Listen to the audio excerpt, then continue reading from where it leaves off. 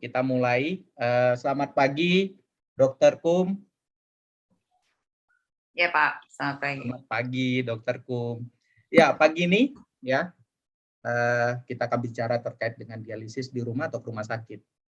Ya, kalau pasien sih pada intinya pinginnya di rumah. Ya, saya sebagai pasien ginjal dari tahun 2009 ya sampai dengan 2016, saya pilihan modalitasnya hemodialisis, Dok. Kenapa hemodialisis? Pada saat itu CAPD itu nggak setenar sekarang ya, Dok ya. Di mana-mana edukasinya sangat aktif, ya. Pasien diberikan pilihan. Dulu tidak.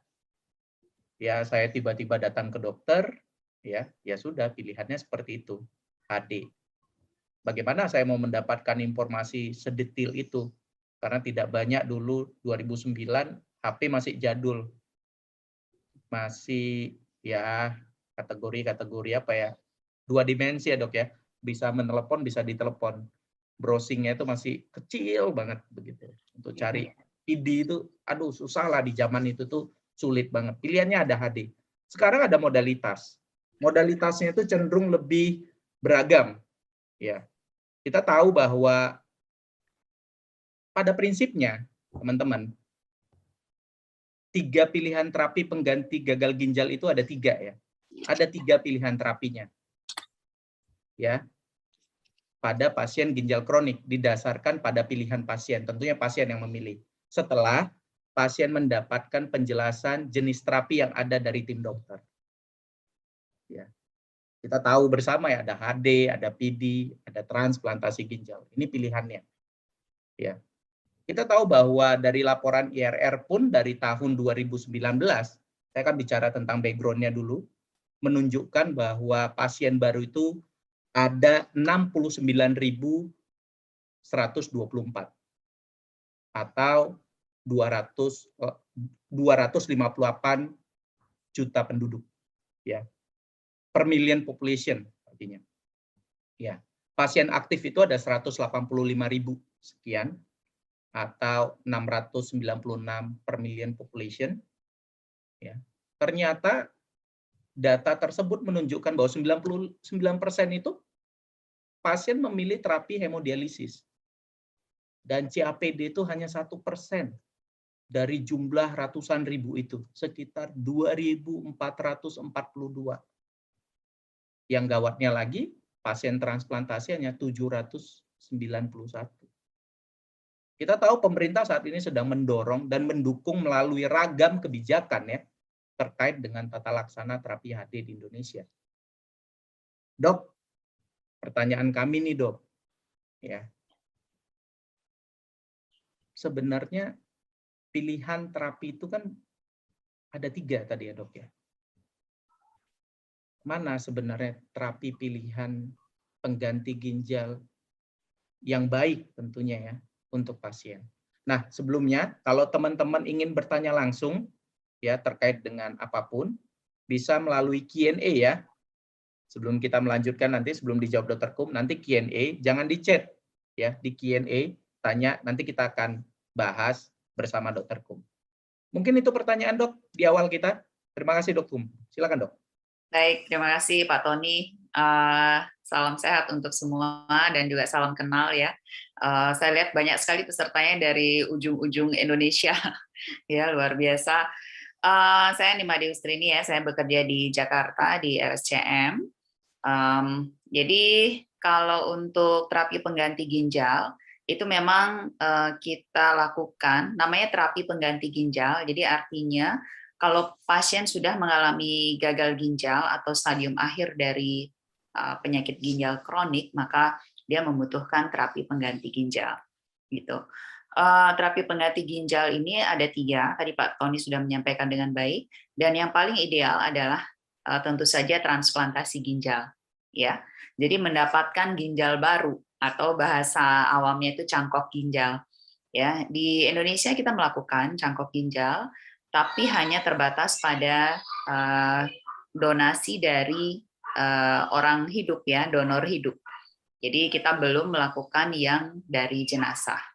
Nah, itu kita lagi berkembang untuk menuju ke sana. Mudah-mudahan juga semua didukung oleh pemerintah ya, karena kan ini legalitasnya akan jadi sangat penting. Ya walaupun donor hidup juga sangat penting. Kemudian yang berikutnya adalah peritoneal dialisis dan juga hemodialisis. Peritoneal dialisis atau cuci darah dengan perut itu sebetulnya ada dua, ya. Ada yang menggunakan mesin juga atau dikenal sebagai automated peritoneal dialysis atau APD. Ada juga yang menggunakan manual bag tanpa mesin, seperti yang kita lakukan di Indonesia. Itu namanya CAPD, Continuous Ambulatory Peritoneal Dialysis. Dan yang terakhir, mungkin sebagian besar tadi ya, 80-90% pasien itu menggunakan hemodialisis, yaitu cuci darah dengan mesin yang dilakukan di rumah sakit atau fasilitas pelayanan yang ada unit HD-nya. Jadi kelihatan di sini bedanya bahwa kalau misalnya dengan HD, Bapak Ibu harus ke rumah sakit ya 2 kali atau 3 kali dalam seminggu untuk mendapatkan pelayanan ya. Sedangkan untuk peritoneal dialisis atau kita melakukan CAPD itu bisa dilakukan di rumah dan ini memang harus mandiri ya. Continuous ambulatory. Jadi ambulatory itu artinya Bapak Ibu mengerjakannya sendiri di rumah. Gitu. Jadi nanti akan dibantu untuk pelatihannya ya sampai lulus semua. Itu baru bisa melakukan CAPD. Tadi yang paling ideal adalah transplantasi ginjal, di mana kita mendapatkan ginjal baru. Kenapa disebut paling ideal? Satu, kalau dilihat dari sisi medisnya, maka tentu saja ya, apa yang kita lakukan dengan HD dan CAPD itu kan buatan manusia gitu. Tentu saja tidak akan bisa menyamai buatan Tuhan, jauh ya, jauh sekali. Ya, jadi dengan HD dan CAPD itu hanya bisa menawarkan untuk pertukaran antara zat-zat racun ya untuk mengeluarkan zat racun yang ada di darah dan juga kelebihan cairannya. Itu saja yang bisa dibantu. Ya. Sedangkan Dokter Kum, ya. pertanyaan selanjutnya dok, ini kan menarik ya tadi dokter katakan dari ragam pilihan tersebut. Sebenarnya dok lebih nyaman mana sih dok, lebih efektif mana ya di rumah atau ke rumah sakit sebenarnya? Apa pertimbangannya kita memilih di rumah? Lalu apa pertimbangannya kita harus ke rumah sakit dok untuk pilihan terapi? Ya, gini. Jadi pada prinsipnya orang yang melakukan cuci darah itu harus sedekat mungkin dengan rumahnya. Kalau bisa ya dilakukan di rumah. Karena kan kalau kita kencing dengan ginjal yang normal kan setiap hari kita lakukan di toilet di rumah gitu ya, ataupun kita ke mall dan sebagainya. Tapi itu harusnya sebetulnya menjadi bagian dari kehidupan sehari-hari. Jadi kita lihat sekarang BPJS itu mulai melakukan perwilayah itu ya, jadi supaya pasien lebih dekat dengan rumahnya gitu ya. Unit HD juga mulai ada yang kecil-kecil itu supaya pasien itu lebih dekat dengan rumahnya ya. Jadi nggak harus ke RSCM misalnya untuk melakukan hemodialisis. Nah, prinsip-prinsip itulah yang dipakai untuk melakukan home dialysis ya. Peritoneal dialisis adalah salah satu modalitas yang sangat baik ya, karena pasien itu bisa melakukan sendiri di rumah. Kalau di luar tidak hanya PD, tapi mereka juga melakukan home hemodialisis, jadi HHD ya. Jadi HD-nya itu dilakukan di rumah oleh pasien. Jadi pasien itu akan mendapatkan training intensif ya sekitar 3 minggu untuk bisa melakukan mengoperasikan mesinnya. Biasanya kan dibantu oleh perawat HD di rumah sakit ya. Nah ini pasien sendiri yang mencet-mencet tombolnya, kapan mulai, berapa yang ditarik, berapa kibi dan sebagainya, dan juga menusuk si minonya sendiri. Seperti itu. Jadi pada prinsipnya kalau misalnya pasien bisa melakukan di rumah itu akan baik. Nah, dan ini berhubungan dengan tidak hanya efektivitas dari terapi tapi juga kualitas hidup. Kalau misalnya kita melihat kecepatan untuk menarik racun ataupun kelebihan cairan itu yang besar, yang paling efektif itu tentu saja hemodialisis, ya, karena itu bisa dalam 5 jam itu kita set, misalnya kelebihan airnya di 3 liter nih, ya udah kita tarik 3 liter, itu bisa kita set.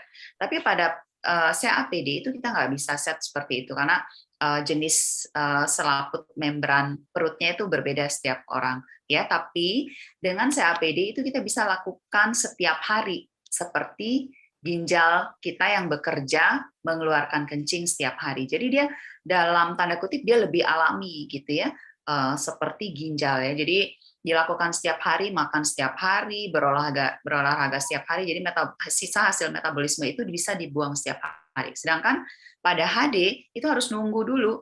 Ya, misalnya HD-nya Selasa Jumat, ya dari Selasa ke Jumat nunggu 2 hari, dari Jumat ke Selasa nunggu 3 hari itu dulu untuk dibuang, dan itu lebih tidak fisiologis, lebih tidak natural dalam hal untuk mengeluarkan, dan ini bisa berpengaruh terhadap luarannya atau outcome-nya dari pengobatan, ya. Kalau kita lihat dalam 3 tahun pertama, outcome pasien-pasien yang melakukan CAPD itu lebih baik dibandingkan pasien yang dilakukan HD. Outcome ini dalam hal survival, ya. Jadi tingkat kematian pasien yang melakukan HD itu lebih tinggi pada 3 tahun pertama dibandingkan dengan peritoneal dialisis. Seperti itu, Pak Tony. Ya, terima kasih dok atas penjelasannya. Dan ini menarik ya teman-teman ya. Tadi dokter sudah menjelaskan bahwa kalau PD itu cenderung kita per 4 jam ya dok ya, untuk ganti cairan ya, 3-4 jam untuk mengganti cairan. Tentu aktivitas ya kayak buang air kecil biasa saja begitu ya. Kalau tadi dijelaskan oleh dokter Kum tadi kita harus menunggu kalau HD gitu. Dulu saya dok waktu HD untuk 3 harinya, yang hari menjelang HD-nya itu, yang panjang itu dok, itu saya sudah kayak tidak berguna lagi. Mau kemana-mana berat rasanya, ya kayak kita itu bawa cairan dok, ya. Jadi kerjaannya juga mulut tidak segar, ya. Makan juga udah mulai tidak selera, terus beraktivitas juga sudah berkurang waktu HD. Nah, untuk PD sendiri dok, menurut pengalaman dokter, apakah mengalami hal-hal yang demikian dok? Seperti pasien HD menjelang mereka melakukan cuci darah, mereka mengalami uremik dan mengalami gangguan-gangguan ya semacam ya tekanan mental juga buat kita dok. Bahkan ke kamar mandi aja kadang kita malesnya bukan main. Gitu dok. Iya, jadi itu sangat tergantung dari yang namanya adekuasi dari dialisisnya, gitu ya. Jadi kalau misalnya pasien PD, walaupun dia setiap hari dilakukan penggantian cairan 3-4 kali dalam sehari, tapi kalau dia tidak adekuat, artinya misalnya persepan dosis CAPD-nya mungkin harus ditambah dan sebagainya, tapi tidak, maka bisa saja terjadi gejala-gejala seperti itu, Pak Tony. Jadi pasien HD pun begitu, ya. Tapi memang dengan penumpukan ureum atau kelebihan cairan ini itu mungkin akan lebih banyak terjadi pada pasien HD, terutama yang long interdialytic periodnya tadi, dari Jumat ke Selasa tadi, 3 hari ya. Betul dok, itu sangat-sangat berat sekali. Dok, sebenarnya dok, kalau namanya kita pasien kronis itu ya dok ya, pengen kesembuhan ya dok ya, pastilah ya. Ya. Orang yang mengalami gagal ginjal ini bisa sembuh nggak sih dok? Sebenarnya begitu, atau ketika mereka HD ini kan orang awam ini banyak yang belum paham ya dok ya. Mereka kira dengan terapi HD atau terapi CAPD itu akan bisa memperbaiki fungsi ginjalnya dan akhirnya bisa bebas dari keterikatan ya ketergantungan dari sebuah cairan atau sebuah mesin hemodialisis. Bagaimana menurut pandangan dokter secara ilmiah begitu dok? Terima kasih dok. Ya, betul. Jadi kalau misalnya Bapak Ibu itu terdiagnosis sebagai penyakit ginjal kronik atau CKD ya, chronic kidney disease, itu memang sayangnya itu suatu proses yang irreversible. Jadi tidak bisa balik lagi Bapak Ibu ya. Apalagi sudah masuk ke tahap gagal ginjal. Tahap gagal ginjal adalah stadium akhir dari penyakit ginjal kroniknya, stadium 5. Itu tuh udah ginjalnya udah mengecil ya, fungsinya sudah sangat rendah, di bawah 15% fungsi ginjal ya, dari normal sekitar 100-120% seperti itu. Jadi ginjal itu dia kapasitasnya sangat besar ya, dia bisa melakukan filter darah itu 120 liter ya dalam sehari gitu ya. Tapi begitu dia mengalami penurunan fungsi, maka dia tidak bisa lagi meregenerasi sel-selnya dan bisa kembali normal, tidak bisa, kecuali ada yang namanya acute kidney injury ya. Jadi gangguan ginjal akut ya, itu misalnya gini, ada anak muda nih ya, dia lagi naik motor terus kecelakaan, terjadi patah tulang dan sebagainya, dan kehilangan darah yang banyak. Dia fungsi ginjal awalnya itu normal, tapi begitu dia kehilangan darah yang banyak, maka aliran darah ke ginjal itu akan jauh berkurang, ya misalnya HB-nya turun sampai di bawah 7 misalnya, kemudian oksigen ke ginjal juga jadi berkurang, sehingga fungsi ginjal tiba-tiba turun. Nah, itu namanya gangguan ginjal yang akut yang terjadi mendadak. Nah, itu kalau kita berikan kita atasi patah tulangnya, kemudian kita berikan transfusi darah sesegera mungkin, fungsi ginjalnya bisa kembali seperti normal gitu. Tapi pada pasien yang sudah terjadi penyakit ginjal kronik karena berbagai penyebab ya, kalau paling sering sih karena diabetes ya, atau peradangan ginjal, atau darah tinggi, atau batu ginjal. Nah, itu prosesnya tidak terjadi semendadak Bapak yang tadi kecelakaan itu.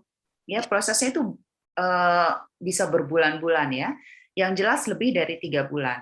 Nah, kalau lebih dari 3 bulan ginjal tidak bisa meregenerasi lagi, dan kalau misalnya sudah masuk ke stadium 5 atau gagal ginjal, maka memang akan butuh terapi pengganti ginjal untuk seumur hidupnya. Seperti itu, Pak Tony. Baik, terima kasih atas penjelasan Dr. Kum. Jadi teman-teman, ya ini kan banyak pertanyaan ini. Yang register ini tadi saya coba untuk membaca, semua ingin sembuh begitu. Tetapi sayangnya tadi Dr. Kum sudah jelaskan, ginjal tidak mampu meregenerasi lagi. Itu poinnya Dok ya. Jadi fungsi ginjal yang sudah stadium 5 itu tidak akan bisa bergerak lagi ke stadium 3 atau 2 sehingga kita terbebas oleh keterikatan untuk dialisisnya atau yang dikenal dengan cuci darahnya. Nah, kalau kita setelah divonis gagal ginjal, tentu kita ya Dok ya, merasa diri kita ya kita tidak berguna, sehingga kalau orang cenderung takut ya diarahkan ke hemodialisis. Mengarahkan ke hemodialisis ini kan Dok cenderung gampang ya Dok ya, cenderung mudah. Kita tinggal ke nefrolog memberikan surat rekomendasi kita langsung HD. Nah, jumlah unit HD di Indonesia itu kalau nggak salah sekitar ya kurang lebih 1.000 ya, 900 lah. Saya dengar yang terakhir kali sekitar 900-an. Tapi jumlah PD ini kan terdiri dari jumlah yang bisa melakukan CAPD, artinya pengantaran cairan, insersi, ya sampai dengan komplikasi itu kan sekitar 100 rumah sakit ya Dok ya, cenderung terbatas. Kalau saya sebagai pasien ginjal yang akhirnya menjalani terapi hemodialisis, ketika saya ingin balik ke PD, apa sih Dok syarat-syaratnya yang paling utama secara mental ya, dan kemana saya harus melakukannya? Karena kita tahu Dok, jumlah nefro terbatas, ya Dok ya, tentu pengetahuan juga terbatas, begitu. Kita kemana dulu ini Dok? Apa yang harus kita persiapkan untuk kita bisa memulai ke PD? Tentunya syarat-syarat ini dari syarat-syarat medis maupun non-medis ya. Kalau BPJS kita tahu lah Dok. Syarat medisnya seperti apa Dok? Terima kasih Dokter Kum. Ya, jadi Bapak Tony, memang tadi dikatakan bahwa HD itu pasiennya jauh lebih banyak dibandingkan CAPD. Ya, jadi CAPD itu tidak terlalu populer di Indonesia, tidak seperti di Hong Kong atau Thailand, di mana mereka menerapkan pemerintahnya itu First PD Policy, artinya First Peritoneal Dialysis Policy. Jadi artinya semua pasien yang masuk ke tahap gagal ginjal, mereka harus melakukan PD sebagai terapi pengganti ginjalnya. ya. Tapi kelihatannya di Indonesia kita masih belum bisa melakukan first PD policy karena berbagai kekurangan yang ada di kita ya. Misalnya kita tidak bisa menyediakan SDM yang cukup banyak ya untuk melayani semua kebutuhan ini ya. Itu PD itu kan spesifik sekali ya. Jadi butuh SDM yang memang paham betul, terampil betul untuk melakukan PD, dan juga tidak semua unit, terutama perawatnya ada, dokternya ada, dokter bedahnya dan sebagainya untuk melakukan PD. Dan nanti masalah distribusi cairan itu juga akan menjadi topik yang masih digenjot terus nih di Kemkes kelihatannya ya. Kemudian tadi pertanyaannya gimana Pak Tony, saya agak kurang paham ya. Iya, apa yang dipersiapkan dari sisi medis begitu dok? Iya. Dari sisi medisnya pasien begitu, apakah memenuhi syarat untuk melakukan PD atau mereka tetap stay di hemodialisis dok? Jadi pada intinya semua orang yang masih punya peritoneum yang baik itu bisa melakukan PD. Ya, jadi kalau misalnya tidak ada gangguan di perutnya, misalnya pernah operasi yang besar gitu ya, pernah laparotomi atau terjadi perlengketan di usus, ada peradangan yang terjadi kronik ya di usus dan sebagainya yang mencegah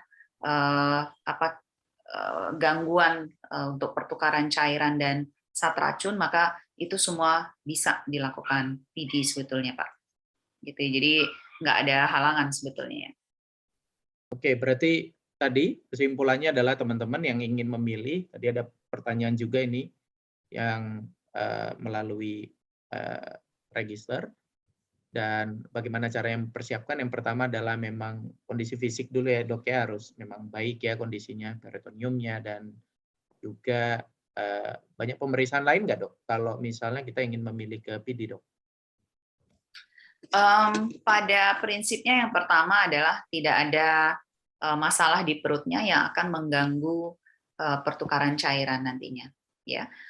Kemudian yang lain sih sebetulnya tidak ada ya. Jadi karena peritoneal dialisis itu dia justru tidak mengganggu sistem kardiovaskuler atau jantung dan pembuluh darah. Jadi kalau kita HD, kita akan membutuhkan darah keluar dari pembuluh darah kita dari tubuh itu sekitar 200 sampai 300 cc masuk ke dalam mesin untuk diputer ya, difiltrasi di luar, di ginjal buatan, kemudian baru masuk. Kalau jantungnya tidak kuat untuk melakukan HD, maka dia sering drop tensinya pada saat HD atau bahkan ritme jantungnya akan menjadi tidak teratur. Sedangkan CAPD itu kita tidak perlu itu, kita nggak perlu nusuk ke pembuluh darah, darahnya tetap ada di pembuluh darah dan sebagainya. Jadi sangat aman sebetulnya untuk jantung. Kecuali mungkin misalnya pada pasien-pasien yang ada masalah dengan pernafasan ya, namanya pasien PPOK gitu, kadang-kadang parunya tuh udah saking panjangnya gitu ya, emfisematus kita bilang tuh kalau kita isi cairan 2 liter di dalam perutnya tuh kadang-kadang akan mengganggu proses pernafasannya. Seperti itu Pak Tony. Tapi secara umum kontraindikasi yang absolut namanya untuk dilakukan CAPD itu tidak ada. Ya, kecuali tadi yang saya bilang ada kolitis, saya peradangan, ada perlengketan usus yang tidak memungkinkan kita melakukan pertukaran cairan di sana. Oke, baik dok. Jadi sebenarnya kalau lebih gamblang lagi, kita pengen mendengarkan ini Dr. Kum dari sisi medical, ya, dari tim ahlinya terkait dengan CAPD. Hal apa yang menguntungkan dari ketika memilih CAPD dibandingkan HD dok? Ketika saya ingin memilih kan tentu pasien itu ketika memilih ada punya alasan yang kuat. Kenapa saya mau ke CAPD? Kalau saya memilih terapi transplantasi ginjal, kenapa saya memilih terapi transplantasi ginjal? Saya ingin lebih bebas bergerak. Saya ingin punya mimpi-mimpi saya ingin tercapai lebih kuat lagi begitu, sehingga saya memilih terapi dengan modaliti transplantasi ginjal karena ada dukungan tadi ya dok ya, ada pendonor dan lainnya, tentu saya akan lebih memilih itu. Nah, karena keuntungannya juga lebih besar untuk transplantasi ginjal. Kalau untuk HD dan CAPD, apa keuntungan dan manfaatnya, Dok? Ya, Dari betul. Jadi kalau untuk HD dan CAPD, kalau kita melihat dua modalitas ini, satunya dilakukan harus di fasilitas kesehatan yang punya unit HD ya. Sedangkan CAPD bisa dilakukan di rumah. Ya, jadi ini dari sisi apa namanya, misalnya spending time-nya, waktunya untuk ke rumah sakit, kemudian cost transportasi dan sebagainya itu lebih menguntungkan di CAPD. Apalagi di era pandemi ya, di mana kita menghindari sekali ke rumah sakit gitu misalnya ya. Jadi CAPD bisa merupakan pilihan yang sangat aman. Kemudian dari CAPD kita bisa melakukan dialisis setiap hari, cuci darah setiap hari ya, seperti tadi kerja ginjal yang kita yang asli itu kan dia membuang racun, membuang kelebihan cairan setiap hari, kencing setiap hari. Nah, itu bisa dilakukan oleh CAPD. Sedangkan HD harus nunggu hari-hari tertentu. Jadi ada penumpukan cairan, penumpukan racun selama periode tidak dilakukan HD. Seperti itu. Nah, itu akan juga bisa berpengaruh terhadap outcome atau keluaran pasien. Kemudian pada CAPD kita tidak memerlukan lagi pemasangan kateter double lumen atau Simino ya. Jadi tidak juga ada penusukan. Jadi pada pasien-pasien yang takut pada jarum ya, karena disuntik-suntik setiap kali HD itu bisa memilih CAPD. Dan CAPD sangat aman untuk pasien-pasien dengan gangguan jantung karena darahnya nggak ada keluar ke dalam sirkulasi ekstrakorporeal atau di mesin ya, sehingga tidak membutuhkan jantung yang kuat untuk melakukan CAPD gitu. Kemudian juga pada CAPD sebetulnya memang komplikasi itu yang paling dekat adalah komplikasi infeksi. Tapi kalau kita lihat kejadian komplikasi infeksi pada pasien HD itu jauh lebih tinggi, terutama yang memakai kateter double lumen. Ya, itu resikonya bisa 2 sampai 3 kali lipat lebih tinggi daripada pasien yang mengalami peritonitis akibat CAPD atau infeksi di perut akibat CAPD seperti itu. Jadi kemudian tadi yang saya bilang dalam 3 tahun pertama outcome pasien CAPD itu jauh lebih baik dibandingkan pasien HD. Mungkin itu secara umum, Pak Tony, keunggulan CAPD dibandingkan HD. Ya, terima kasih Dok. Dari segi keunggulan tentu banyak ya ragam CAPD lebih menguntungkan dibandingkan HD ya. Dari sisi waktu dan sisi fleksibilitas, jadi lebih fleksibel. Kita bisa melakukan pertukaran cairan dimanapun, kapanpun, gitu ya Dok ya, tanpa menunggu jadwal. Bagi anak-anak muda juga, kalau saya tadi mendengar penjelasan dari Dr. Kum, anak muda yang produktivitasnya cukup tinggi juga mereka lebih enak ya Dok ya. Ya, kalau datang ke rumah sakit, coba teman-teman, saya dulu datang ke rumah sakit itu ya, pasti seharian habis di rumah sakit. Betul. Satu titik itu pasti saya ketemu Dok, di satu titik itu kejenuhan ya. Kejenuhan, merasa diri kita capek. Mau sampai kapan begini terus menghabiskan waktu 2 sampai 3 kali seminggu untuk ke rumah sakit ya. Waktu kita disita terus, diambil terus. Terus kalau pulang HD Dok, bukan malahnya kita bisa ke mall begitu kan, kita harus tiduran dulu, tadi tensi tinggi, sekarang tensi rendah, ya kan, terjadi mual muntah, ya, terjadi ya kontraindikasi ya, dan ya itu hal biasa sih. Jadi untuk anak-anak muda yang merasa dirinya masih produktif tuh dengarkan Dr. Kum. Dr. Kum sudah menjelaskan tadi apa ragam keuntungan untuk HD dan CAPD. Tidak perlu dipaksakan untuk HD, begitu kan? Semua kan keputusan di pasien ya. Kalau nggak suka HD CAPD, kita masih punya transplant loh, seperti saya. Itu lebih mudah lagi. Bisa jalan-jalan kemanapun. Ya. Ya. Jadi tadi Pak Tony kan sempat menyinggung ya, misalnya kenapa sih kita tuh banyak ditawarinnya tuh HD gitu ya, Betul. bukan CAPD ini kayaknya apa namanya. Nah, sebetulnya Bapak Ibu ini ada peran dari kita juga yang memang tidak aware bahwa CAPD juga bagus atau memang tidak terlatih untuk CAPD ya, sehingga lebih memilih HD, atau memang fasilitas di sana yang nggak ada juga CAPD-nya, gitu ya, jauh dari pusat dan sebagainya. Atau ini juga peran dari kita sebagai masyarakat, gitu ya. Jadi memang penyakit ginjal ini sulit sekali untuk didiagnosis kalau kita tidak melakukan pemeriksaan, ya, terutama pada pasien-pasien yang berisiko tinggi untuk terjadi gangguan ginjal, misalnya pasien diabetes, pasien hipertensi, pasien batu ginjal, pasien autoimun dan sebagainya, gitu ya.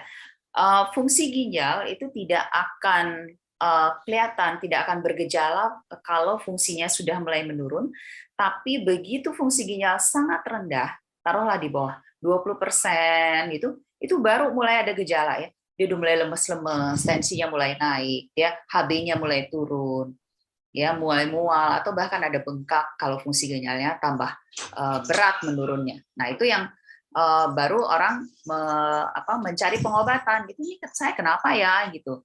Nah, pada saat kita sudah ketahui itu, ya, maka akan sudah terlambat ya untuk supaya pasien itu tidak masuk ke dalam dialisis. Tapi yang lebih beratnya lagi adalah tiba-tiba tuh kita jaga malam, banyak sekali pasien datang udah penurunan kesadaran, kemudian dia udah overload, ya udah megap-megap gitu ya, sesak nafas hebat dan sebagainya. Itu yang membuat kita sulit juga untuk memberikan pilihan ke pasien. Kan nggak mungkin ya pada saat pasien udah begitu kondisinya di IGD, kita, Pak, ada loh pilihannya transplant, ada HD, ada CAPD. Nah, kan nggak mungkin. Yang paling cepat untuk mengatasi kondisi itu adalah HD. Ya, tadi saya bilang HD itu bisa kita set. Di awal 3 jam kita harus tarik nih 2 liter, 3 liter, dan sebagainya. Nah, itu hal-hal tersebut yang akan menyulitkan kita. Jadi memang campaign atau edukasi untuk awareness terhadap penyakit ginjal ini memang kita sadari masih rendah ya, sehingga masyarakat yang berisiko tinggi itu tidak memeriksakan diri lebih dini untuk mencegah kita masuk ke gagal ginjal. Jadi target kita sebetulnya tidak mengobati, memelihara pasien yang gagal ginjal banyak-banyak, enggak. Jadi justru supaya enggak gagal ginjal dulu, supaya kita sehat semua gitu Pak ya, karena biayanya juga besar ya. Mungkin ya, menarik tadi yang dijelaskan oleh Dr. Kum ya. Memang yang paling penting itu adalah kita dari sisi pasien dan keluarganya yang harus menggali informasi mana kiranya yang dibutuhkan untuk kita. Begitu ya Dok ya. Dokter itu kan sifatnya memberikan penjelasan ya terkait dengan modalitas 3 terapi tadi, dan tadi dikembalikan lagi ke pasien gitu, dan pasien bisa memilih terapi yang sesuai dengan kebutuhan mereka sendiri begitu. Tadi Dokter Kum udah menjelaskan kalau QGD dalam kondisi sesak napas, cairannya juga over, maka harus dilakukan tindakan HD. Tapi ketika kita sudah kondisinya stabil dengan HD, cobalah untuk mengkaji lagi, bisa bertanya ke teman, bisa bertanya ke dokter. Kadang kita bertanya ke teman juga sifatnya hanya, ya teman ilmunya begitu, udahlah gue milih HD aja begitu kadang ya, provokatif gitu ya. Wah, gue kemarin di sana, kadang pasien ini melihat teman yang satu gagal, lantas meruntuhkan semua yang gagal itu gitu Dok. Ya, saya selalu memberikan, kita tidak bisa satu orang yang gagal langsung meruntuhkan seluruh kajian dan penelitian yang selama ini dilakukan. Karena dari satu yang gagal, banyak banget yang berhasil. Saya katakan gitu. Jadi teman-teman bisa menggali lagi nih, apa yang kebutuhan untuk teman-teman sendiri. Kalau kebutuhannya untuk bekerja, saya malas ke rumah sakit, atau rumah sakitnya jauh, atau saya punya aktivitas yang terlalu tinggi, bisa mencoba untuk modalitas CAPD. Kalau belum memilih untuk transplantasi karena menunggu tadi dokter begitu. Ini ada pertanyaan. Testimony based medicine Pak Tony. Betul. Betul. Jadi teman-teman bisa berkonsultasi dengan dokter, tentunya dokternya yang ahli dan objektif ya. Ya walaupun ada yang itu kan dari keterbatasan ilmu tadi yang seperti disampaikan oleh Dokter Kum tadi. Ya, tanyanya bisa ke Dokter Kum, tuh teman-teman banyak yang kenal tuh dengan Dokter Kum. Konsultasi ke Dokter Kum, Dok, bagaimana pilihannya begitu. Nanti kan dokter secara objektif menjelaskan sesuai dengan bidang keilmuan dia. Gitu. Kita juga harus bertanya kepada dokter-dokter yang tepat, teman yang tepat, sahabat yang tepat, orang tua yang juga tepat, udah diberikan ilmu yang cukup. Nah, Dok, ada pertanyaan dari Dodo Robi nih, Dok. Kalau CAPD boleh olahraga nggak, Dok? Oh Ya, ya. dia pengen sit up ini, Dok, mengecilkan Oh. perut. Saya yang udah transplant mengecilkan perut susah gitu loh. Gimana, Dok? Tanggapan? Justru di perut itu ya kita nggak bisa kotak-katik ya Pak Tony kalau CAPD ya, karena ada 2 liter cairan di situ dan ada selang CAPD-nya ya, kateternya di situ. Ya nggak boleh itu sit up, nanti malah selangnya itu kegeser-geser dengan organ di dalam ya, sehingga terjadi perdarahan, tuh bahaya ya. Jadi nggak boleh ya. Ya, tapi semua pasien ya nggak CAPD, nggak HD itu harus olahraga. Ya, Pak Tony juga yang transplant harus olahraga ya, jogging, ya lari-lari dan angkat beban ya 2 kilo, 1 kilo setiap hari ya. Bagus untuk siminonya juga dan juga otot-ototnya. Ya. Gitu. Ya, jadi Pak Dodo itu sit up-nya nggak perlu dipikirkan. Kadang perut yang gede itu seksi kok. Begitu ya, Pak Dodo? One pack itu oke. One pack itu seksi kok. Jadi nggak usah terlalu dipikirkan hal-hal yang sifatnya kosmetik begitu ya. Yang penting berolahraga rajin, nanti kecil sendiri kok dia, begitu ya. Nah, ini Dok, pertanyaan lanjutan ada dari Ibu Utami. Selamat siang Dokter, saya Utami dari RS Telo Gerojo, Semarang, ya. Mau menanyakan tadi dijelaskan bahwa 3 tahun pertama kondisi pasien itu lebih baik CAPD daripada HD. Yang mau dia tanyakan itu di bulan pertama CAPD, di bulan pertama CAPD untuk proses keluar masuknya kurang lancar. Kata keyword-nya di sini adalah di bulan pertama, Dok. Iya. Iya, terima kasih. Silakan dijawab, Dokter Kum. Iya, jadi memang kalau CAPD itu kan tergantung banget dengan kondisi tubuh pasien ya. Misalnya pasien yang gemuk dibandingkan dengan pasien yang kurus gitu ya. Belum tentu yang gemuk itu lebih banyak lemak perutnya dibandingkan yang kurus gitu. Kita beberapa kali mengikuti operasi pasien untuk pemasangan kateter CAPD itu, justru yang kurus-kurus itu lemaknya apa ya ngomongnya kalau di bahasa medis itu apa namanya omentumnya atau jeroannya itu justru lebih banyak tuh yang kurus-kurus gitu ya, tapi emang lebih banyak pada yang gemuk atau yang anak-anak gitu. Jadi jeroan-jeroan itu sebetulnya harus kita sisihkan sama dokter bedah diikat ke atas supaya nggak mengganggu kateternya. Nah, kadang-kadang itu tuh yang menjadi gangguan di awal-awal, atau paling sering juga adalah karena pasien CAPD itu nggak BAB. Gitu tuh. Jadi kita tahu kalau kita fesesnya banyak nggak keluar, nggak setiap hari BAB, maka dia akan numpuk di dalam usus dan dia ganggu kateternya sehingga keluar masuk cairan akan terganggu. Saya selalu bilang kalau PD, peritoneal dialisis itu juga kepanjangannya adalah poop daily. Jadi harus BAB setiap hari supaya menjamin kelancaran pertukaran cairan.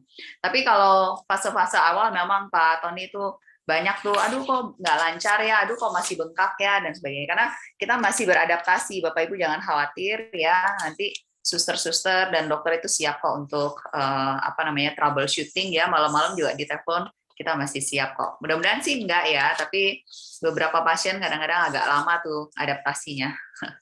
Apa-apa itu. Iya, jadi proses adaptasi itu Bu Utami memang terus ada ya. Begitu juga saya pasien transplant adaptasinya itu 3 bulan begitu ya. Sebulan sesak napas kadang saya tiba-tiba begitu atau demam, ya itulah namanya manusia ya. Ada sebuah proses yang harus dijalanin ketika pengobatan. Begitu juga dengan HD ya Dok ya. Sebulan pertama mual muntah, ketika HD pertama kan kita 3 jam dulu kan, nggak langsung dihajar ke 5 jam begitu kan. 3 jam tiba-tiba tensi going down gitu ya. Nah, jadi semua ada proses. Yang penting sabar dulu. Ya, sabar dulu. Tadi Dr. Kum sudah menjelaskan 3 tahun pertama itu kualitasnya lebih baik dibandingkan HD.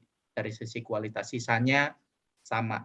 Tetapi teman-teman bisa memilih kualitas sesuai dengan kebutuhan mereka.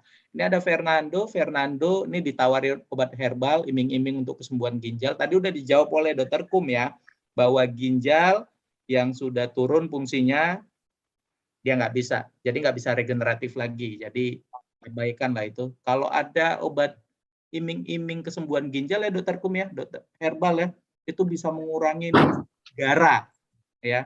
Kita nomor 4 pembiayaan dari 2018 sampai 2020 6,4 triliun.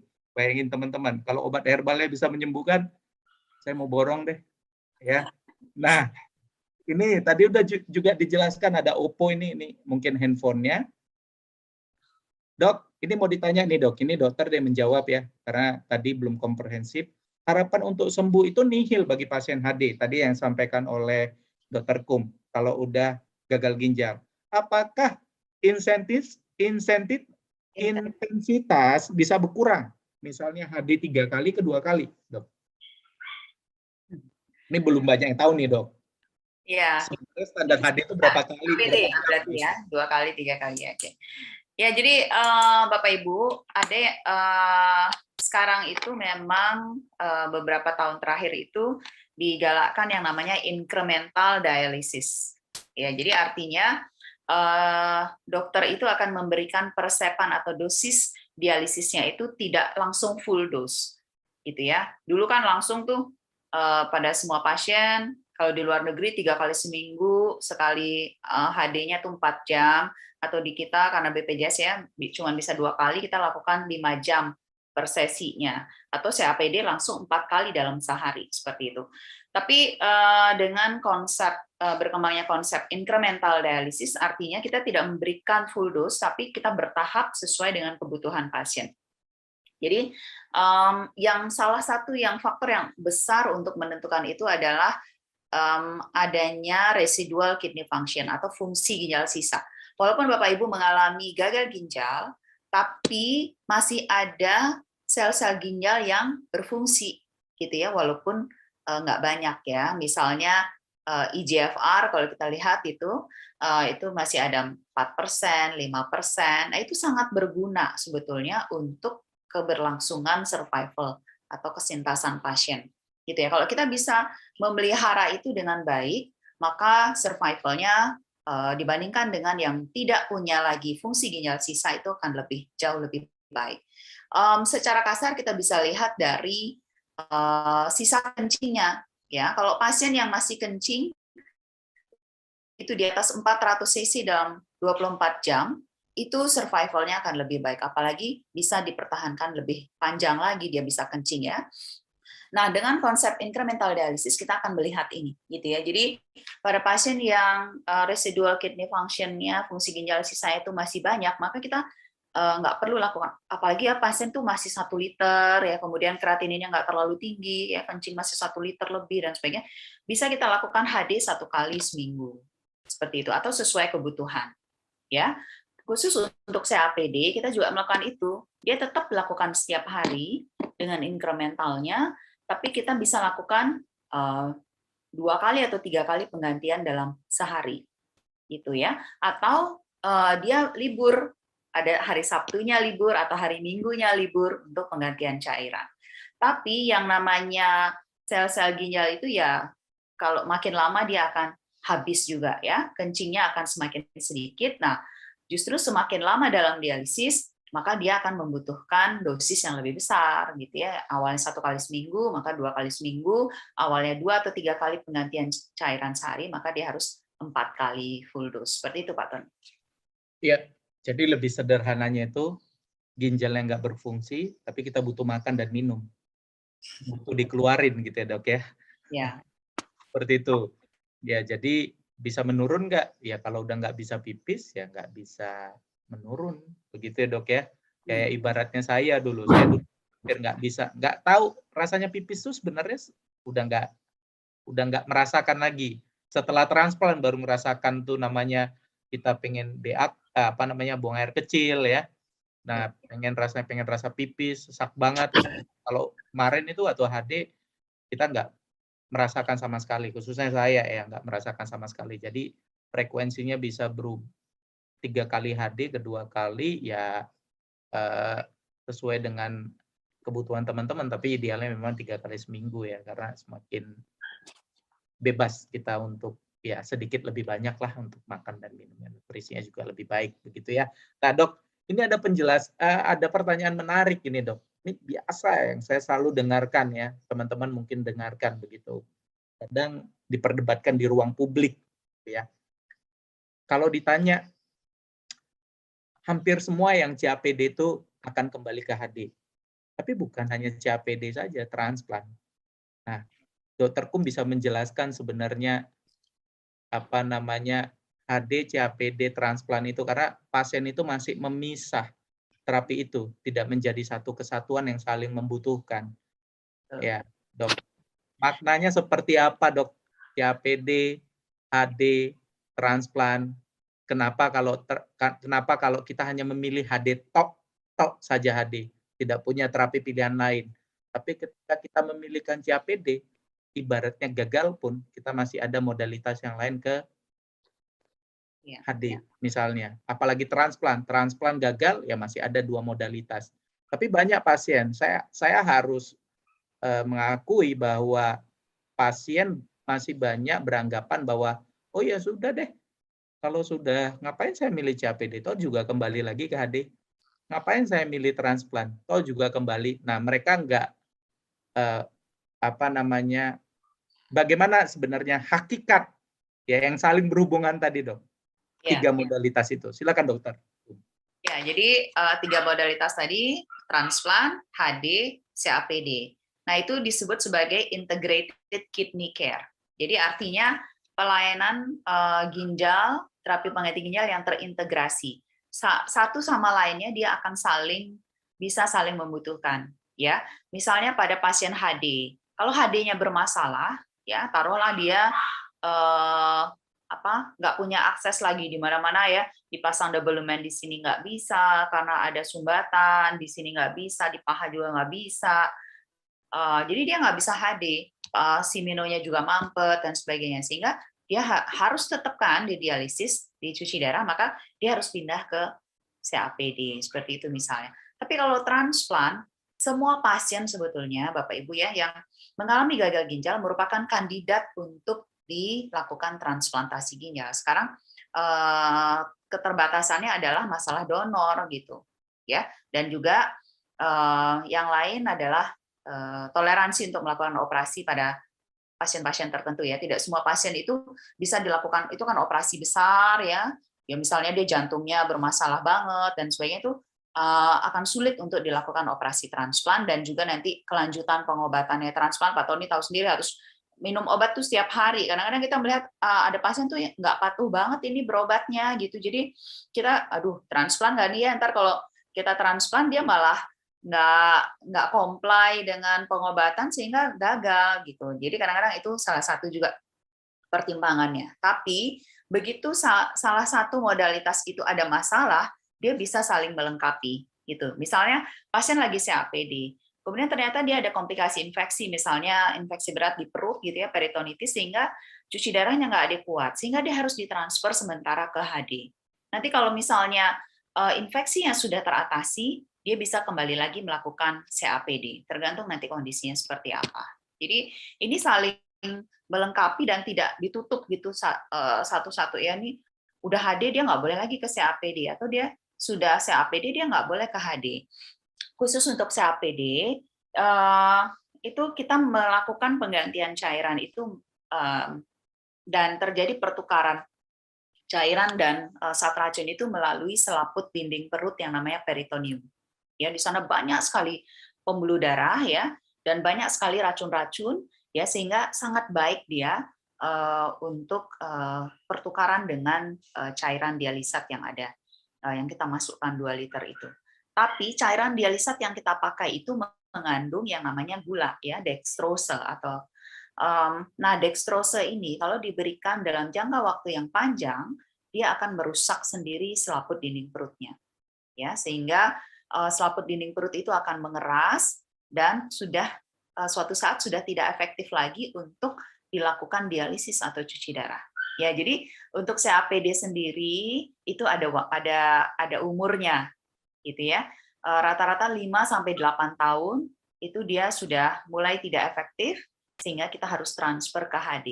Syukur-syukur pasiennya udah dapat donor ginjal, sehingga dia bisa melakukan transplantasi ginjal. Seperti itu Bapak Ibu. Iya, tadi sudah dijelaskan bahwa sama Dr. Kum, pada intinya saling terikat satu dengan yang lain ya dok ya. Jadi tidak bisa dipisahkan antara modaliti satu dengan modaliti, namanya modalitas gitu, terapi A gagal ya pindah ke B, B gagal pindah ke C. Tapi kita punya banyak ragam terapi. Teman-teman nggak perlu khawatir ya terkait dengan modalitas apa yang menjadi pilihan teman-teman. Ketika kita udah melakukannya, ya biarkanlah Tuhan yang ini ya dok ya, yang menjaganya begitu ya. Kita kan hanya bisa melakukan saat ini, melakukan pemilihan terapi dengan yang tepat. Nah dok, ini ada pertanyaan lanjutan. Bagaimana soal nutrisi dok, makanan, minuman untuk pasien HD dan CAPD, karena setiap modalitas tentu berbeda ya, berbeda apa namanya perawatannya, baik itu dari segi makanan atau minuman yang masuk ke dalam tubuh. Silakan Dr. Kum. Ya, jadi Bapak Ibu kalau misalnya kita sudah melakukan cuci darah baik HD dan CAPD, dietnya akan berubah ya. Jadi siap-siap untuk ini. Jadi dulu misalnya sebelum masuk ke tahap cuci darah, kita dianjurkan untuk diet rendah protein ya. Nah, tapi sekarang begitu cuci darah kita akan meningkatkan proteinnya, justru tinggi protein. Para pasien HD itu kita butuh sekitar 1,2 gram protein per kilo berat badan. Sedangkan pada CAPD lebih tinggi, 1,3 gram per kilo berat badan per hari. Nah, kenapa bisa terjadi seperti itu? Pada saat kita belum cuci darah, maka ginjal yang asli sendiri nih yang handle untuk proteinnya, proteinnya. Dan fungsi ginjal akan terus menurun, sehingga kita sangat rendah protein yang bisa diberikan, 0,6 sampai 0,8 gram per kilo. Ya, tapi begitu kita masuk ke dalam cuci darah, sebagian protein itu akan dibuang selama proses cuci darah. Misalnya dengan HD itu akan terbuang melalui ginjal buatannya. Tapi dengan CAPD itu terbuangnya melalui perut, itu akan lebih besar proteinnya. Sehingga pada pasien CAPD itu makannya bisa lebih rakus gitu. Ya, untuk makan proteinnya. Dan begitu juga untuk elektrolit ya.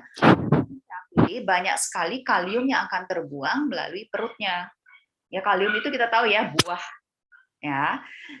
Jadi buah, umbi-umbian. Jadi pada pasien CAPD justru kita dorong untuk lebih banyak makan buah.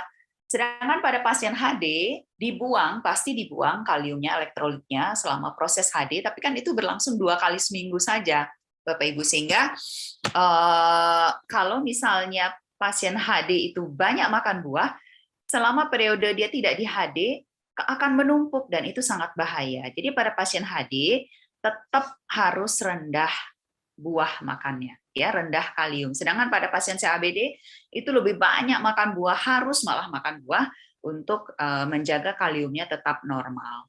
Seperti itu Bapak Tony.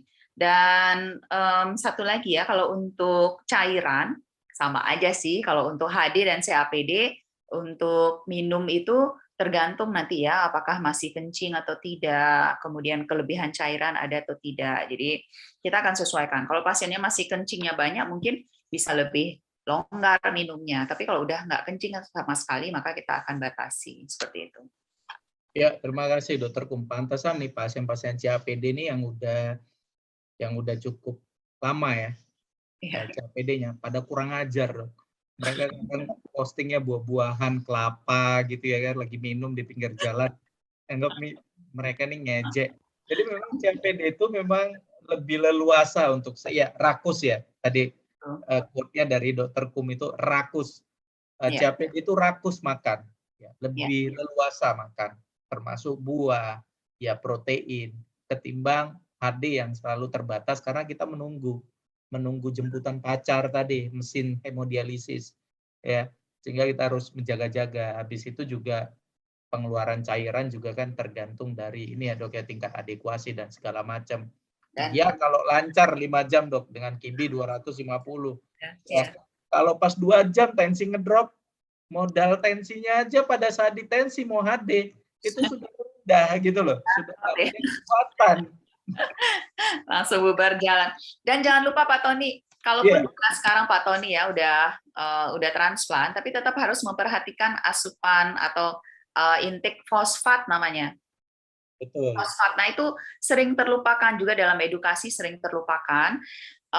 Orang-orang dengan gangguan fungsi ginjal itu tidak bisa membuang fosfat dari dalam darah keluar ke dalam kencing. Fosfat ini sangat jahat dan sangat berhubungan sekali dengan kejadian stroke, serangan jantung, dan sebagainya. Jadi harus pilih makanan yang tinggi protein itu tinggi fosfatnya juga. Ya, makin tinggi kandungan proteinnya, makin tinggi fosfatnya. Jadi harus pintar-pintar ya memilih makanan yang tinggi protein tapi rendah fosfat. Misalnya ya, bisa kita pilih itu putih telur. Dia tinggi protein tapi rendah fosfat. Tapi kalau kita pilihnya daging merah, itu tinggi proteinnya, tinggi juga fosfatnya. Gitu. Jadi harus pinter-pinter ya, harus konsultasi juga dengan ahli gizi. Kira-kira makanan yang tinggi protein, rendah fosfat apalagi gitu, ya, dan berapa yang bisa dimakan. Seperti itu Pak Tony. Iya. Jadi memang walaupun kebutuhan protein untuk pasien terapi CAPD ya dok ya, itu tinggi, tapi teman-teman tetap harus memperhatikan kadar fosfat yang aman untuk pasien. Ya, jangan lupa juga bindernya juga harus diminum ya dok ya. Jadi makanya kita dituntut harus pasien ini nggak bisa hanya datang HD lalu ditusuk CAPD, hanya masukkan cairan keluar cairan. Memang dituntut kita harus memang benar-benar pintar. Dokter yang terbaik itu ya bukan dokter hukum, tapi diri sendiri begitu ya, yang memahami tentang kondisi badannya. Kalau teman-teman udah memahami kondisi badannya, tentu nanti bisa lebih aktif lagi untuk berkegiatan dan lebih sehat tentunya. Nah, selanjutnya dok, ini ada pertanyaan lanjutnya,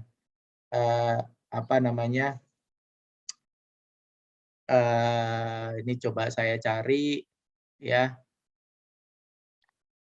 Faktor usia dok, ini yang menarik ini. Teman-teman ini nanya ya dok ya, sebenarnya untuk CAPD itu idealnya usia berapa?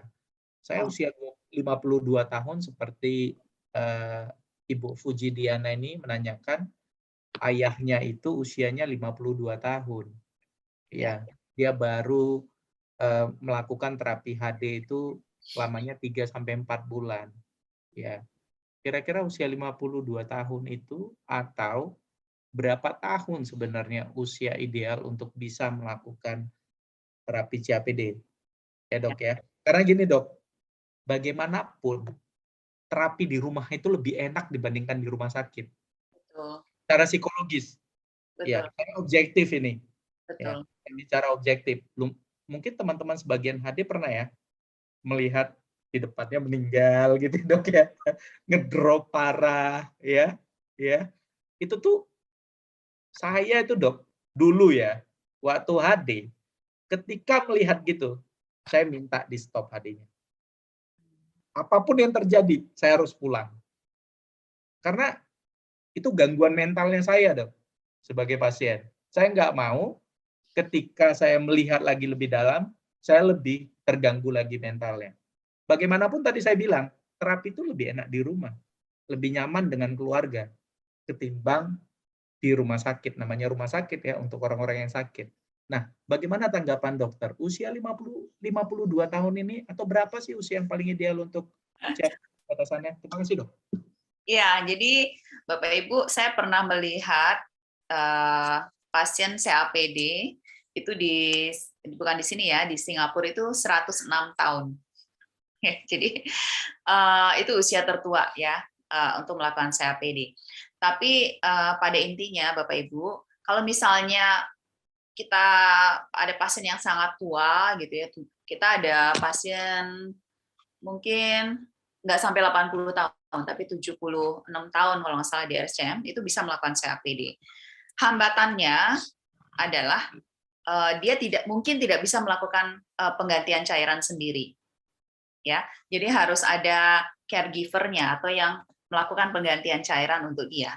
Gitu, karena misalnya tangannya udah tremor gitu ya, ya udah gemeter tangannya. Jadi pada saat dia harus connect itu bisa terjadi kesalahan, ya. Atau matanya udah nggak awas gitu. Ya biasalah kakek-kakek atau nenek-nenek kan ya udah burem-burem gitu ya, udah ada katarak dan sebagainya. Itu yang akan menghambat untuk proses penggantian cairan sehingga perlu orang yang membantunya. Tapi nggak ada masalah sebetulnya Kak, selama peritoneumnya masih berfungsi dengan baik gitu. Jadi 52 tahun mah masih muda ya Pak Tony ya? Masih muda, Dok. Udah ya. Masih produktif itu, belum pensiun ya, Dok ya. Belum jauh ya. Jauh. Kita harapan hidup Indonesia kayaknya udah mulai naik lagi kayaknya kan. Udah nggak 60 tahun lagi ya. Sudah 65 kalau nggak salah. Betul. Jadi tadi yang dijelaskan oleh Dr. Kum ya sangat komprehensif ya. Jadi nggak ada batasan sebenarnya asal peritoneumnya itu selaput rongga perut namanya itu selama itu masih bagus, masih bisa. Asal ya nggak stroke kali ya Dok ya. Kalau ya bisa melakukan sendirilah pada intinya. Kalaupun harus dibantu ya keluarganya harus benar-benar menjadi pendamping yang baik begitu ya Dok ya. Untuk kadang juga ada pasien stroke ya. Pasien stroke dia sudah bedridden ya. Jadi dia transfer pergerakannya itu hanya memakai kursi roda dan sebagainya. Sehingga dia keluarganya itu merasa sangat kesulitan kalau dia harus HD 2 kali seminggu. Ya, harus sewa ambulan lah dan sebagainya untuk membawa pasien itu kan sangat mahal gitu ya, 2 kali seminggu selamanya gitu.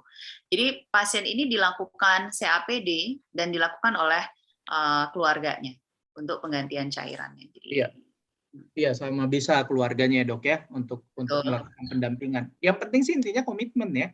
Betul. Komitmen. Nah, lanjut Dok. Ini saya ada studi. Ya, saya mau minta tanggapan Dr. Kum. Ya, studi HTA, ya, Health Technology Assessment, yang dilakukan di tahun 2016 mengenai terapi dialisis menunjukkan, ini teman-teman ya, ini studi ya, ini kajian yang dilakukan oleh Kementerian Kesehatan, bahwa perkiraan biaya selama 5 tahun untuk PD First Policy itu jauh lebih rendah. Ini seperti tadi yang dijelaskan oleh Dr. Kum itu ada di Hong Kong, Thailand ya, itu 75 triliun rupiah dibandingkan biaya HD First Policy itu sekitar 166 triliun rupiah. Bayangkan ya, itu perkiraan biaya ya selama 5 tahun perbandingan antara kita menetapkan PD First Policy lebih rendah, itu 75 triliun rupiah dibandingkan HD First Policy itu sekitar 666 triliun rupiah. Dan uang transport, ini paling penting, ini dilakukan di RSPAD kajiannya, dan uang transport yang perlu dikeluarkan oleh pasien per tahunnya pun lebih rendah. Kalau pasien PD itu, uang transportnya itu sekitar 2 juta per tahun, sedangkan biaya HD untuk transportnya 9 juta per tahun. Pertanyaan saya, Dok, yang menarik ini, kajian dari studi Health Technology Assessment, ya, apa alasannya? Kenapa kita tetap bertahan di HD? Padahal kajian sudah bisa, data sudah bisa dibuktikan bahwa ya biaya transport PD aja jauh lebih rendah sebenarnya ya dibandingkan biaya HD. Ini teman-teman HD, saya pengalaman HD. Jangan bilang Bang Tony belum HD, belum ngerasain. Saya udah dari 2009 ngerasain. Kalau HD, ada es teh manis nggak? Ada. Paling nggak kalian makan Padang kan? Makan Padang terus beli mie ayam. Kosnya jauh lebih tinggi. Apalagi di KPCDI. Di KPCDI itu dengar Bang nggak ada transport untuk HD. Ya kita harus cari duit dulu dan segala macam. Ya. Bagaimana sebenarnya tanggapan dokter terhadap hal ini, Dok? Silakan Dokter Kum. Ya, terima kasih. Jadi sepertinya sih pemerintah juga mulai bereaksi ya terhadap hasil penelitian ini, di mana sudah mulai pilot project ya untuk CAPD di Bandung waktu itu, dan sekarang sudah ada perluasan ke 32 rumah sakit kalau nggak salah untuk menggalakkan program CAPD di seluruh Indonesia, yaitu mencakup sampai ke Indonesia Timur juga. Gitu. Jadi kalau melihat ini, pemerintah ingin menargetkan supaya CAPD-nya juga tinggi. Ya, jadi tidak hanya 2%, tapi lebih dari itu ditargetkan. Ya, saya mungkin nggak ngomong di sini berapa persennya, nanti takut salah. Ya, tapi ya kembali lagi kendala-kendalanya itu banyak ya. Satu karena tidak ada SDM yang memadai ya, belum ada ya, karena itu perlu pelatihan Bapak Ibu ya untuk memelihara pasien, merawat pasien CAPD itu butuh kemampuan yang spesifik gitu ya, tidak sama dengan pasien HD karena troubleshooting-nya itu akan sangat berbeda ya. Tiba-tiba dia mampet cairannya atau tiba-tiba dia terjadi keruh cairannya karena peritonitis dan sebagainya, itu kalau nggak terlatih gitu itu bisa bahaya untuk pasiennya gitu ya. Kemudian juga ahli bedah ya, walaupun dokter ginjal bisa melakukan pemasangan kateter sendiri, tapi lagi-lagi tidak banyak dokter ginjal yang mendapatkan pelatihan yang adekuat untuk ini gitu ya.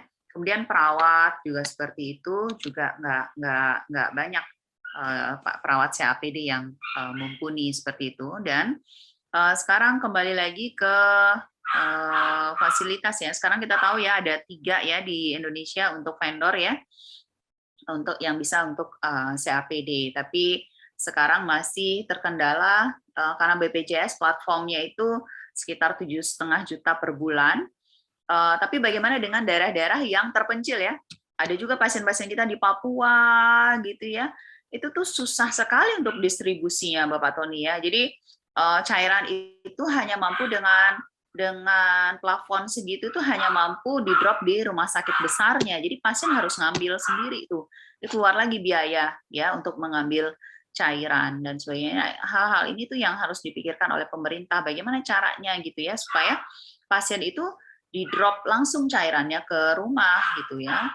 Tidak hanya di Jakarta yang berlaku seperti itu, tapi juga di seluruh Indonesia ya. Sama seperti kebijakan harga BBM satu harga gitu misalnya ya.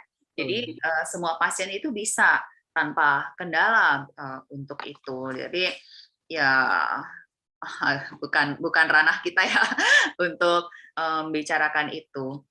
Ya, jadi terima kasih Dr. Kum. Kita dukung terus pemerintah ya untuk tetap memperhatikan kita sebagai pasien gagal ginjal, memberikan banyak ragam modalitas. Itu juga membantu keuangan negara tentunya ya Dok ya. Yeah. Apa namanya, kita tahu biaya HD itu cukup besar ya, dari infrastruktur ya, terus transportasi pasien itu gede banget itu, transport dari rumah ke rumah sakit dan pulangnya juga, belum lagi oleh-olehnya kalau drop Dok ya, jajan obatnya gitu ya, pasien ini jajannya obat Dok.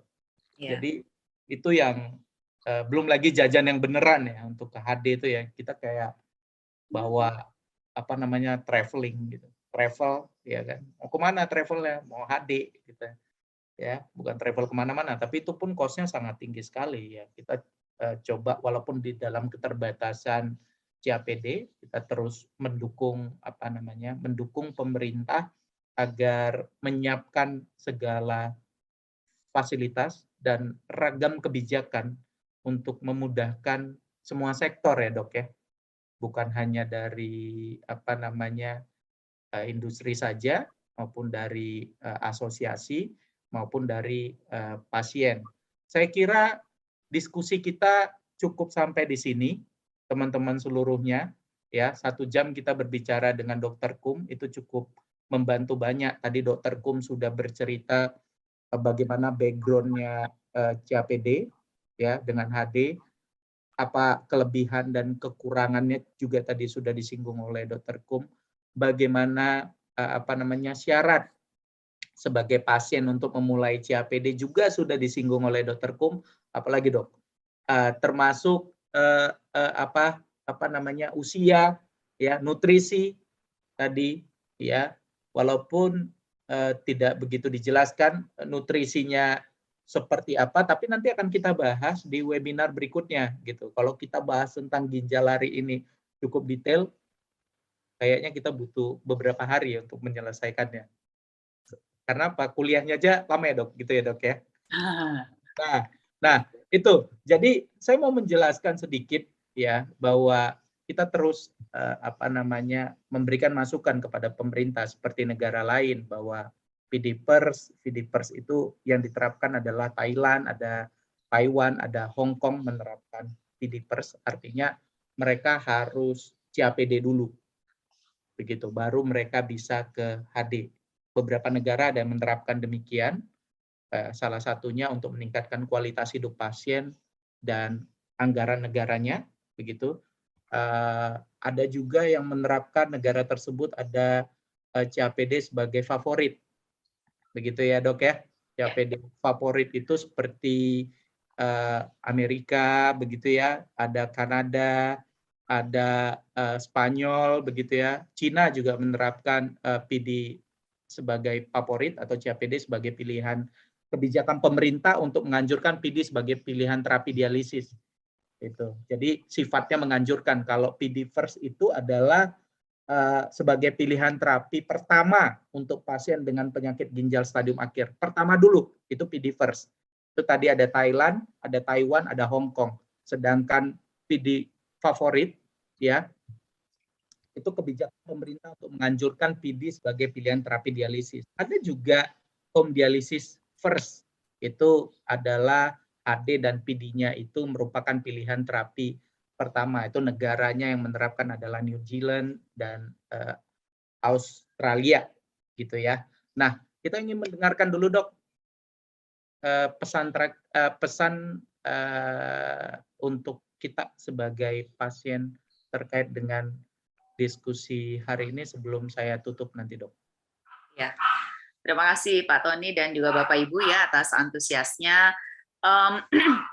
Jadi kalau melihat topik kita cuci darah di rumah atau ke rumah sakit itu memang paling baik tadi Pak Tony sudah menyebutkan berkali-kali adalah cuci darah di rumah. Ya, semakin dekat dengan rumah atau apalagi bisa dilakukan di rumah itu akan semakin baik karena ini dihubungkan dengan kualitas hidup yang makin baik. Ya, kita inginkan kita nggak tahu usia kita berapa lagi ya, itu diatur di atas ya, ada juga yang HD itu 30 tahun ya, nggak apa-apa gitu ya, itu kan quality of life akan sangat baik ya. Kita jangan sampai kita tadi cuci darah 5 jam terus tapi badannya makin bungkuk, HB-nya terus ditransfusi, tensinya tinggi terus, dia nggak bisa tidur. Nah itu kan siksaan gitu ya, di mana kita bisa mengoptimalkan semua terapi pengganti ginjal ini dengan baik gitu ya. Kalau kita mau HD, HD-nya harus adekuat ya. Jadi banyak hal rambu-rambu yang harus diperhatikan gitu ya. Kalau mau CAPD ya CAPD-nya juga harus berhasil selama mungkin di dalam CAPD. Begitu pula kalau transplant ya jangan sampai terjadi reaksi penolakan atau ada infeksi dan sebagainya Bapak Ibu. Jadi memang di kita kewaspadaan akan penyakit ginjal kronik itu masih rendah sehingga banyak pasien yang baru tahu ada penyakit ginjal kronik itu sudah masuk ke stadium yang lanjut atau bahkan sudah gagal ginjal sehingga Bapak Ibu saat ini mungkin ya edukasi keluarganya ya karena keluarga kita pasti berisiko tinggi namanya untuk terjadi gangguan ginjal ya harus dilakukan pemeriksaan yang dini ya misalnya tekanan darahnya, cek fungsi ginjalnya atau kencingnya, gula darahnya dan sebagainya untuk mencegah supaya tidak terjadi penyakit ginjal kronik itu. Dan khusus untuk pasien-pasien nanti apabila sudah dinyatakan gagal ginjal, maka kita harus bisa memilih sesuai dengan kebutuhan kita terapi pengganti ginjal mana yang cocok untuk kita. Kalau bisa semua dilakukan transplant akan sangat baik ya karena itu akan memperpanjang hidup, kualitas hidup yang baik dan sebagainya itu jauh lebih baik dibandingkan dengan HD dan CAPD. Ya, tapi kalau misalnya tidak ada donor dan sebagainya fasilitas tidak memungkinkan, maka Bapak Ibu harus memilih antara HD atau CAPD. Yang mana yang kira-kira cocok untuk Bapak dan Ibu. Dokter hanya mengarahkan yang kira-kira baik, tapi preferensinya tetap keputusan akhirnya pada Bapak dan Ibu ya. Jadi selamat memilih dan juga selamat menjaga kesehatan diri sendiri ya, karena apapun yang kita sarankan kalau tidak dijalankan juga susah. Jadi kita harus sama-sama berusaha. Kami dari tim pemberi pelayanan kesehatan juga akan berusaha sekuat tenaga ya, supaya Bapak Ibu tetap lancar dalam menjalankan dialisisnya. Begitu juga Bapak Ibu, supaya lebih semangat lagi untuk memelihara kesehatannya. Mungkin itu Bapak Tony. Ya, terima kasih Dr. Kum atas penjelasannya. Jadi teman-teman, tadi Dr. Kum sudah menjelaskan, tinggal teman-teman nih memilih terapi pilihan sesuai dengan kebutuhannya. Mau cuci darah di rumah atau ke rumah sakit, dikembalikan ke pasien. Tadi sudah dijelaskan oleh Dr. Kum ragam penjelasan, ya.